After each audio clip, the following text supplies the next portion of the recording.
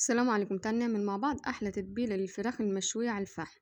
عندي بصلايه وطماطمايه وفلفلايه، انا بشرهم كويس واخده ميتهم، بس اضيف لهم معلقه ملح، معلقه فلفل اسود، نص معلقه صغيره كمون، ومعلقه بابريكا، ومعلقه بهارات فراخ، ومعلقه 7 بهارات، ومعلقه توم كبيره، ومعلقتين من الخل كبار.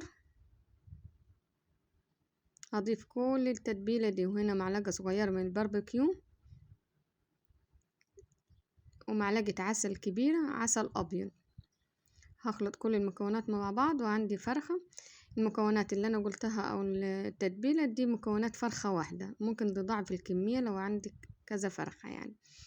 هتبل الفراخ كويس على الوجهين، وهحطهم في التلاجة، ممكن ياخدوا معاكي ليلة كاملة، بيكون طعمهم أحلى بكتير طبعا. بس هنا أنا يعني تبلتهم حوالي ساعتين أو 3، برضو الطعم طلع خطير.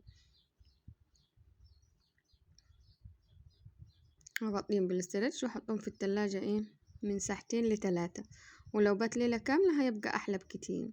وهشويهم كده على الشواية، وقدمتهم مع رز مبهر. هنزل لكم الوصفة بتاعت الرز برضو.